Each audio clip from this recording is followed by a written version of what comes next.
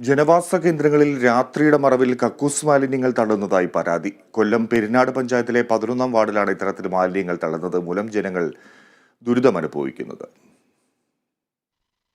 പെരിനാട് പഞ്ചായത്തിൽ 11ാം വാർഡിലെ വൈദ്യശാല ജംഗ്ഷൻ പാറപ്പുറം പഞ്ചായത്ത് റോഡിന്റെ ഇരുവശങ്ങളിലുമായാണ് കക്കൂസ് മാലിന്യങ്ങൾ ഉൾപ്പെടെയുള്ള മാലിന്യങ്ങൾ തള്ളുന്നത്. നിരവധി തവണ പരാതി കൊടുത്തതിനെ തുടർന്ന് മാലിന്യങ്ങൾ ഇവിടെ നിക്ഷേപിക്കരുത് എന്ന് ഒരു ബോർഡ് പഞ്ചായത്ത് സ്ഥാപിച്ചു.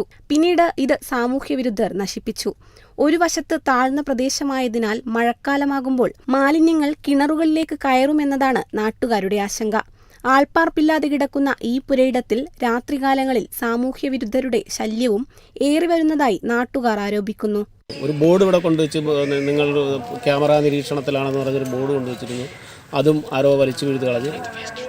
അതുപോലെ തന്നെ അതിനകത്ത് വേസ്റ്റ് കൊണ്ടുവന്ന് തട്ടുകയും ചെയ്തു. അതിനകത്ത് തന്നെ അതിൻ്റെ വെളിയിൽ തന്നെ കൊണ്ടുവന്ന് തട്ടുകയും ചെയ്തു. ഇത്തരത്തിൽ നിരന്തരമായിട്ട് വേസ്റ്റ് ഇടുന്നതുകൊണ്ട് പൊടിക്കുഞ്ഞുങ്ങളാണ് ഇതിൻ്റെ തൊട്ടടുത്ത് താമസിക്കുന്നത്. ഞങ്ങൾക്ക് തൊട്ടടുത്ത് താമസിക്കുന്ന ബിജു ഒരു മുറ്റത്തൊന്നും നമുക്ക് ഇറങ്ങി നിൽക്കാൻ പറ്റാത്ത അവസ്ഥയാണ്.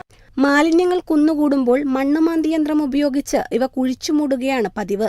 എന്നാൽ ഇതിന് ഒരു ശാശ്വത പരിഹാരം വേണമെന്നാണ് നാട്ടുകാരുടെ ആവശ്യം.